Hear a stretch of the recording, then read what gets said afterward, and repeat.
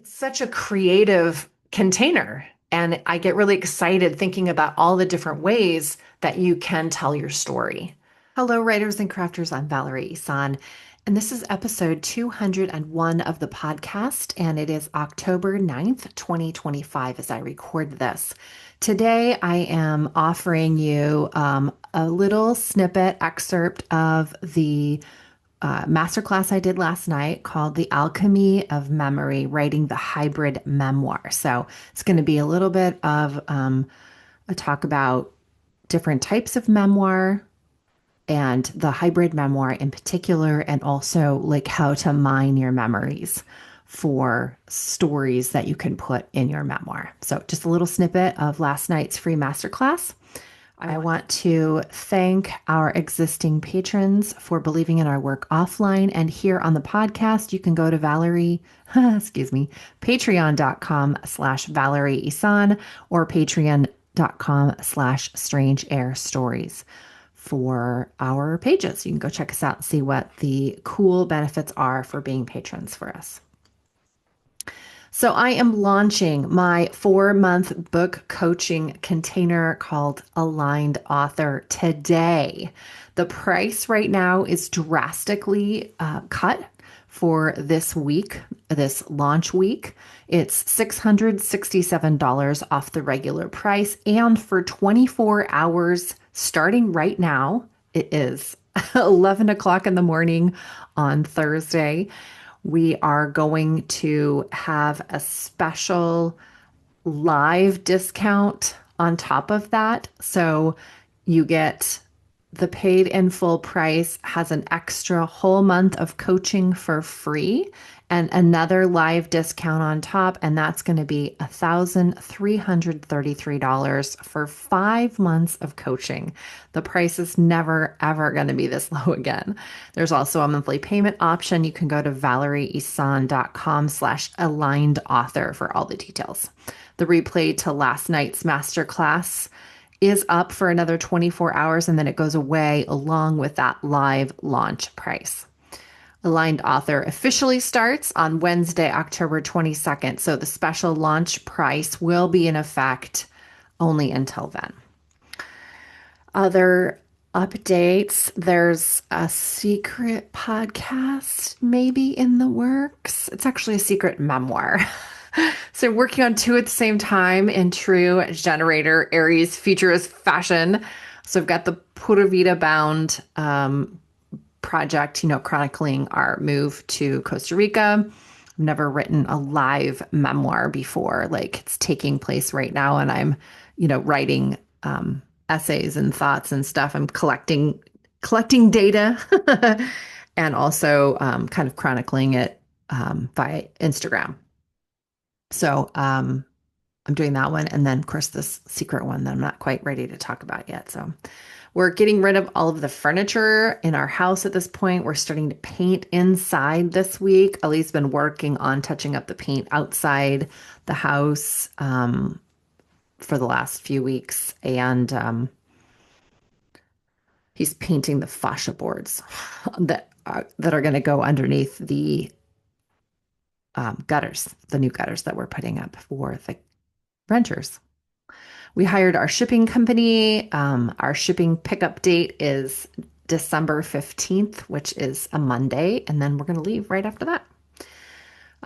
So right now I'm like getting ready for our going away party, which happens on Halloween and is kind of doubling as our rental ready party, I guess, in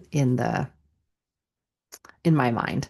So at that point, we'll be able to start showing the house for potential renters. The Right in the Harbor conference is coming up. I still need to get a rental place for that too. Ooh, I should get on to VRBO after this. I just finished reading Sounds Like Love by Ashley Poston. And I have picked back up Rick Rubin's Creative Act. So that's what I'm reading right now. So that's it. I'm just going to turn on the excerpt from last night, and I hope you enjoy a little bit of The Alchemy of Memory. There's a few different types of memoir. There's that narrative arc memoir that reads just like a novel.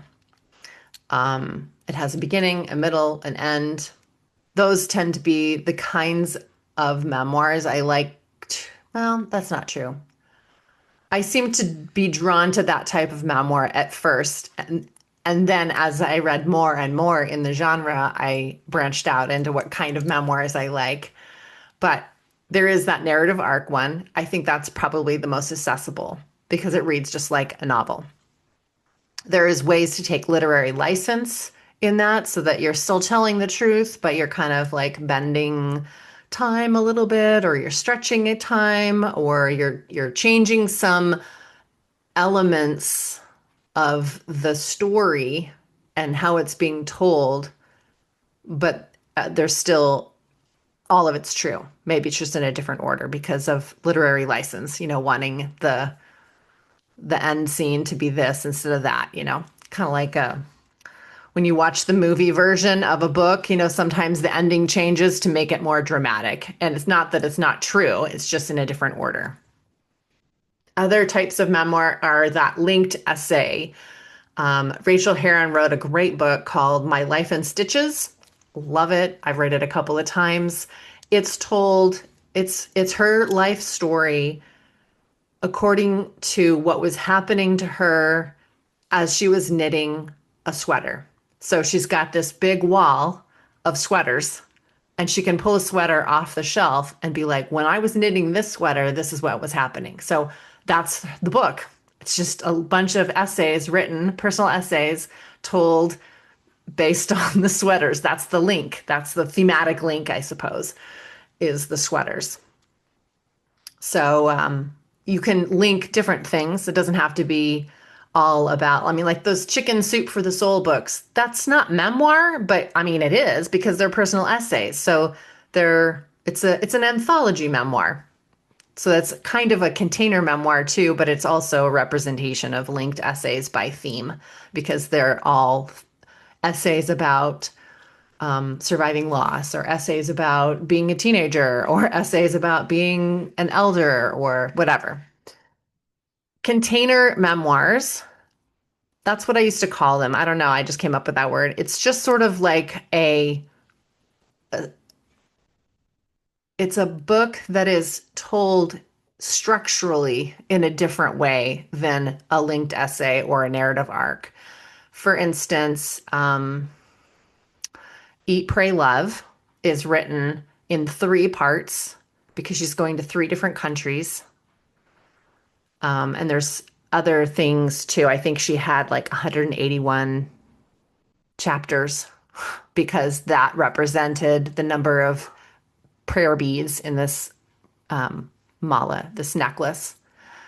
And that was important to her. So it's a structure that you create to make your book make sense, however that is to you. There's another book that I really liked that was it's called Made from Scratch, about a young corporate person that wanted to leave the corporate world, and she bought a farm.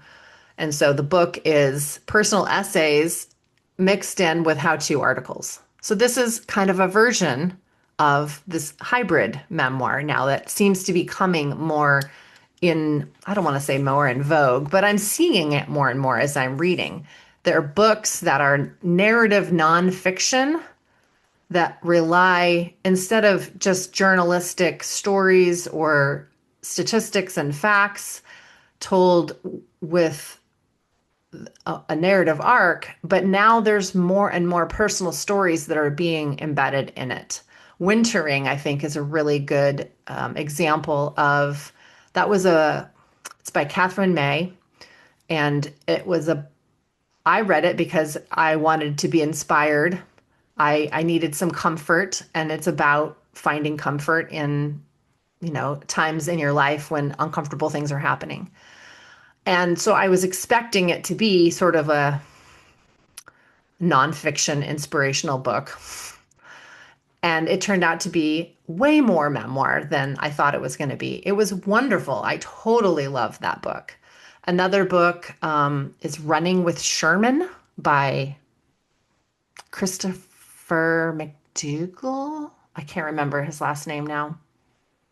He also wrote Born to Run. So that's another great example of how to like weave in personal stories.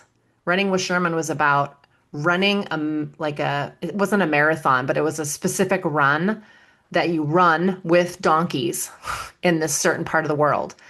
And it's a really hard route. And so it was about finding the inspiration to do it, meeting Sherman, you know, overcoming obstacles. It was a great story, but embedded in that was a bunch of statistics about depression and animal abuse and, just facts about this really cool town where this, race got started and why it got started. So it was full of history and facts and personal stories and pictures. So this was a great like hybrid memoir. It just had a bunch of stuff in it. I really liked the way it was contained and structurally. So why hybrid?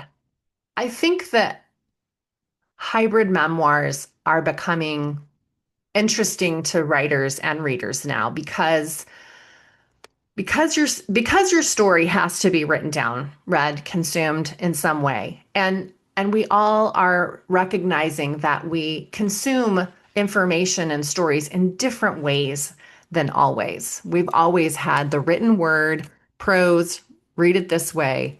Now we've got audiobooks, we've got ebooks, we can make the font bigger, we can have interactive parts to the ebook by clicking on links that will take you to a form to fill out or a quiz to take, or, there's tables and illustrations and there's different ways to interact with the information that we're receiving. So your story has to be written down. That's why you came to this planet, is to write this story.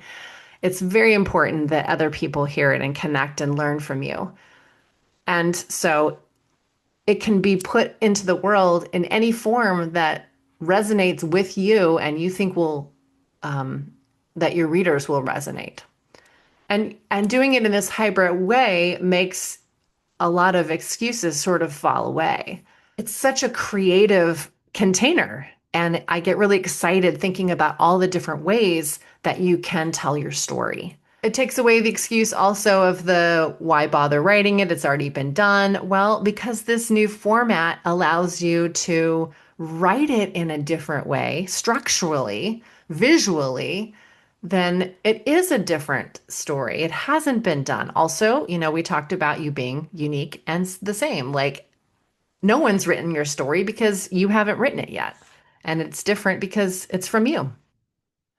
Another part about writing memoir is this piece of memory, and the way we remember our stories is maybe different than the way someone else in the room experiencing the same trauma or situation remembers it differently because they see their life through different filters. So, and every time we remember something, science is now telling us that it actually is a different memory. Like our brain like actually changes the event, the memory event in our mind. So every time we remember it, it's going to be different. So understanding that memory piece when you're writing memoir is, I think, gives us permission to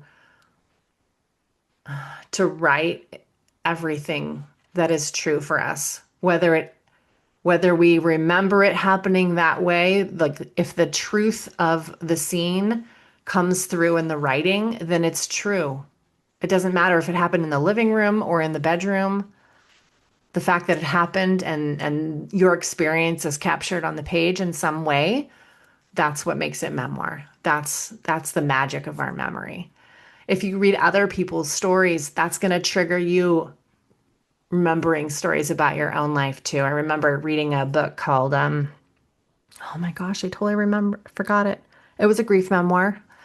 And every time I had this little note, my bookmark was just a slip of paper, but every time I would read the book, I would remember another memory about my husband and I would like just write it down a little jot note on the bookmark. So by the time I was done reading this memoir, I had all these other stories that I could write about because reading her story triggered memories of my own story. So read widely. You can go through your old journals for that raw element. Melissa Febos, in her book Body Work, she talks about making sure you're not telling the story that you've told yourself all these years about your story. I know that sounds really meta, but the idea is that over time, we've kind of glossed over the rawness and the realness and the truth of our experience. And we're just writing down the story we've told ourselves and others all these years. And so making sure that we don't fall into that trap. So going through your old journals for that raw data, maybe your picture rolls, looking through pictures from the time period that you're writing about, because of course the picture has what is the phrase? A picture's worth 1,000 words. So when I look at this picture of myself at this Christmas party at my friend's house, I can remember what it sounded like in there. I can remember the smell of that cocktail I was drinking. Maybe you can remember by looking at a picture like what you were worried about. And so that internal dialogue can come back. So you can really mine your own stories for the data that you need for these books. And also, I just like free writing when I'm trying to come up with ideas because that will also help you access what's important to you. Like maybe you didn't know that you best remembered this part of the story because in your mind you saw a picture. And so if you could write that illustration and have that in the book too, how much richer that would be. Who's the one that wrote The Book Thief? Zusik? Starts with a Z, Z-U-S-A-K, I think. Great. It's fiction, but it's a great YA story about a family that hid a Jewish person during World War II. And the book is told in pictures and drawings and illustrations and words. It's amazing. It's a great reading experience. So these are all ideas that I had for when you're trying to come up with what's going to be in your story, but also how are you going to tell it. I'm just going to tell you really quickly about the Aligned Author Book Coaching Program that I'm launching today. This is where that ego is going to meet the soul, where mastery is going to meet destiny, where the book you were born to write comes alive. And I really created this Aligned Author Book Coaching Program. It's 4 months of coaching for these soul-led writers that really want to put your life experience in this book and finally say what you have come here to say and connect with those people that need to hear your message. So we build the book and we also are building the you that can write the book. So inside this coaching program, you start with a 90-minute strategy session where we really get clear on your book's mission, your soul's mission for the work. We come up with an action plan. It's weekly one-on-one coaching sessions. And there's writing exercises, meditations like this, oracle readings if you like, if that supports you. We learn about story structure, and there's the accountability and the mentorship that happens when you're coming one-on-one weekly. And you also have access to group sessions for reflection, celebration, and collective encouragement. So normally it's $2,222 for 4 months of one-on-one book coaching, but the launch special is $1,555. And today, because you're live on the call, and I'm going to keep it for 24 hours for the people that need to watch the replay, the live sale price is $1,333. So that's 5 months of coaching for that price. Super cheap price. For coaching, you can also do monthly payments, $388 for 4 payments. So you can go to ValerieIsan.com, aligned author, if you want to check out that sales page. And the discount code you have to use is Launch Live or Launch Live Monthly. Maybe you've said, I'll write it when things slow down. But you don't, because the real block isn't time, it's alignment. I'm Valerie Isan, book coach, story analyst, and your witchy book doula.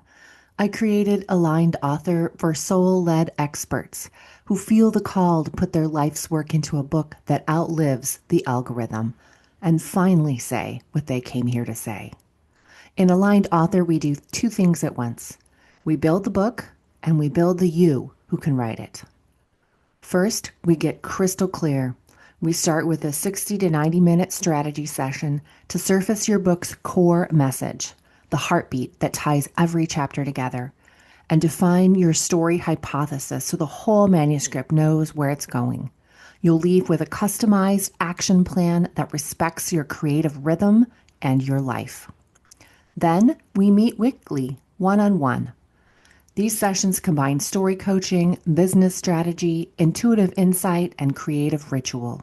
We use manuscript diagnostics and proven story elements to shape your structure, and we fold in writing exercises, meditations, and oracle readings to keep you connected to your deepest voice. All calls are recorded for reflection. Between sessions, you're not alone. You get ongoing accountability, weekly, monthly, and direct messaging, so momentum becomes normal. You'll also have access to group reflection and celebration circles because your book may be solitary, but your becoming doesn't have to be. Here's what shifts. You stop trying to write every day out of guilt and start writing on a sustainable rhythm with boundaries that protect your focus and your family time. You stop wondering if your story is redundant. Spoiler, your lived experience in your language is exactly what your reader craves. You stop chasing agents and trends before you even have a book and start building a manuscript that moves readers to action and grows your visibility. Your book becomes a true business card, one with a pulse. What you actually master: story structure, the elements that make a narrative breathe, self-editing with discernment, and the art of moving readers so your message lands and lasts. What you receive: less overwhelm and more inner spaciousness, practical tools for sustainable creativity, and the quiet, profound peace of honoring a soul-level promise to yourself. What you won't have to do: upend your life, sacrifice your relationships, or take 8 years to write a first draft. We clear fear, self-doubt, and burnout by aligning action with your mission. Aligned Author isn't a template or a timeline someone hands you. It's a sacred, strategic container where your book and your next self are midwifed into being with integrity and intuition. If you're standing at the threshold and you can feel that book alive inside you, let's walk the bridge together. Apply for Aligned Author at ValerieIsan.com/aligned author or book a free consult to feel into the fit. Because this isn't about writing any book. It's about writing the book only you can write, the one that turns mastery into legacy. I'm Valerie Isan. Let's bring your book to life.